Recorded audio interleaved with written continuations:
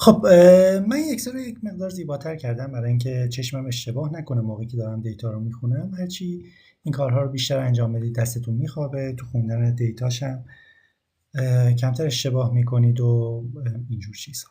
عرض کنم خدمت شما که اجازه بدید من این تصویر خودم هم قطع بکنم و بریم سراغ اکسل. خب ببینیم من چی دارم. من یک اسم دارم، یک عنوان شغلی دارم، یا اینکه به جای عنوان شغلی می‌نویسم واحد یا دپارتمان، حالا هر چیزی. نوع قراردادشون چیه، حقوق ماهانه‌شون چیه، حقوق سالانه‌شون چیه و تاریخ استخدامشون. حالا میخوام ببینم که من چند تا حقوق دارم میدم. فرض بکنید که من نمیدونم ردیف ننوشتم و فایل اکسلی هم که دارم، ببینید الان اینجا 25 تاست. فرض بکنید که شما 500 تا دیتا دارید یا چه میدونم مثلا 10,000 تا دیتا دارید. خب یا اصلا میخوام بدونم تو هر دپارتمان چند نفر کار میکنن، یا باید بشینم اینجوری بشمرم که مثلا مدیریت 1 2 3 4 5 6 7 8 9 نفر در واحد مدیریت دارن کار میکنن. یا یک کار دیگه میتونم بکنم، بیام همه اون واحدهایی که هستن رو بنویسم. ما مدیریت رو داریم، مدیریت، بعد بازاریابی رو داریم، بعد فروش رو داریم، واحد کامپیوتر رو داریم. من یادم میاد بهش 5 تا گفته بودم. یه کاری میکنم، من 2 تا از اینها رو تبدیل میکنم به اداری، چون مدیریت تعدادش زیاد بود. اینا رو میکنم اداری، 3 تاشون اداری. یه واحد اداری هم اضافه میکنم. خب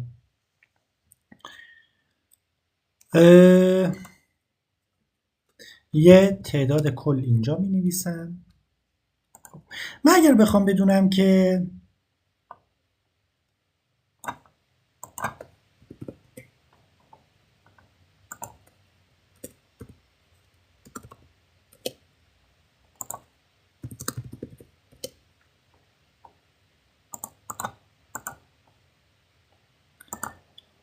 تعداد کسانی که در مدیریت کار میکنن چی کار باید بکنم؟ کجا باید بفهمم؟ بذارید اول یک مثال خیلی ساده تر بزنم. ما یک تابعی داریم به نام تابع کانت. تابع کانت به من چی میگه؟ میگه ولیوات و مقادیرت رو به من بده که من بگم تعداد چند تاست. من میگم تعداد کسانی که حقوق میگیرن چند تاست، به من میگه 25 تا. یه تابع کانت دیگه می نویسم، میگم تعداد کسانی که در شرکت کار میکنن چند تاست، ولی بهم 0 میده. چرا؟ چون تابع کانت تنها چیزی که میتونه بخونه عدده، چیزی جز عدد رو نمیتونه بخونه.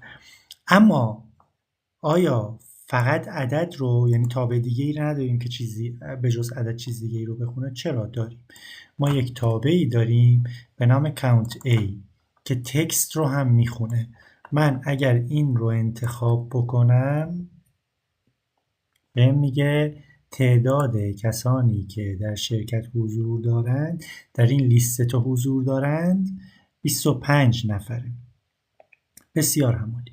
من حالا میخوام یک مرحله هم برم جلوتر، ببینم تعداد کسانی که در واحد مدیریت کار میکنن چند نفره. اون موقع از چی استفاده میکنم؟ از تابع کانتیف استفاده میکنم. میام میگم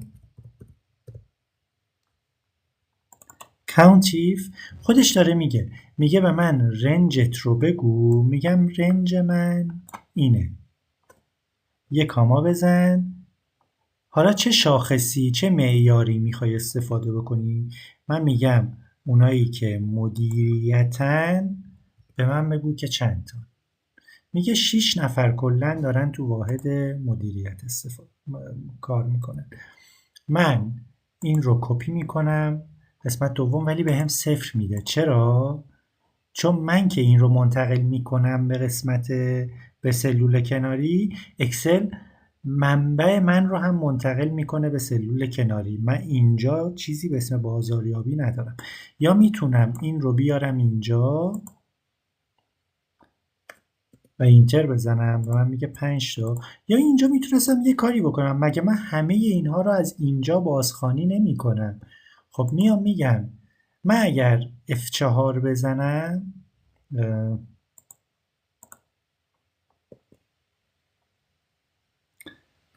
فانکشنم ببخشید باید روشن می بود برای اینکه F4 کار بکنه. این رو تثبیت میکنه. من میگم اون سری من رو تثبیت کن و تغییرش نده. تنها چیزی که تغییرش میدی این باشه، یعنی L3 بیاد L4 بیاد ببخشید L3 بشه M3 بعد بشه N3 بعد بشه O3 و الی آخر. من اگر این بار این رو بکشم اینجا 5 به من میده. اگر تا آخر فرمولم رو بکشم یا نه، بذارید اینا رو پاک بکنم، یا نه این رو کپی بکنم و این 4 تا رو انتخاب بکنم و اینتر بزنم، یک در واقع محاسبات من رو، فرمول من رو منتقل میکنه به سلول کناری. برای اینکه مطمئن بشم میام همه اینها رو با هم جمع میزنم ببینم آیا جمعش 25 میشه یا نه، که 25 میشه. حالا میخوام یک چیز دیگر رو هم چک بکنم.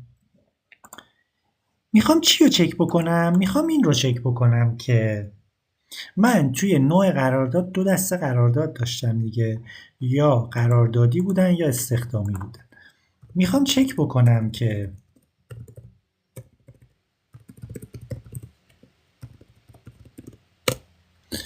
تعداد کسانی که در شرکت کار میکنن در واحد مدیریت و قراردادی هستن چند تا. اول بیام یک چیز دیگر رو چک بکنم، ببینم تعداد کسانی که ما کاونت ایف رو داشتیم دیگه، تعداد کسانی که در شرکت دارن کار میکنند و رنج رو دادیم بهش دیگه، و چون رنج هم نمیخوایم تغییر پیدا بکنه من F4 هم میزنم که این تثبیت بشه. و قراردادی هستن چند نفره؟ میگه 11 نفر. همین فرمول رو کپی میکنم پایین. فرمولم یه جایش ایراد داشت. کجاش؟ یادمون رفته بود که نه فرمول یه ایراد دیگه داره. فرمول ایرادش چیه؟ من کرایتریا رو گفتم استخدامی ولی این ور زدیم استخدام، بنابراین این رو هم میکنم استخدام و به هم میگه 14 نفر دارن به صورت استخدامی در شرکت کار میکنند. و اگر این دوتا رو دوباره جمع بکنیم میشه 25 تا. پس طبیعتا اعتماد میکنیم به اکسل و میگیم درسته. اما سوال من اینه آیا میتونم از کاونت ایف استفاده بکنم و بهش بگم که ببین من تعداد کسانی که به صورت قراردادی دارن کار میکنند و در بخش مدیریت هستند رو میخوام برای من بشماری. از این 6 نفر چند نفر در استخدام رسمی هستن، چند نفر به صورت قراردادی کار میکنند. من این ویدیو رو اینجا قطع میکنم برای اینکه طولانی نشه و تو جلسه آینده بهتون میگم که چطوری باید این رو پیدا بکنیم.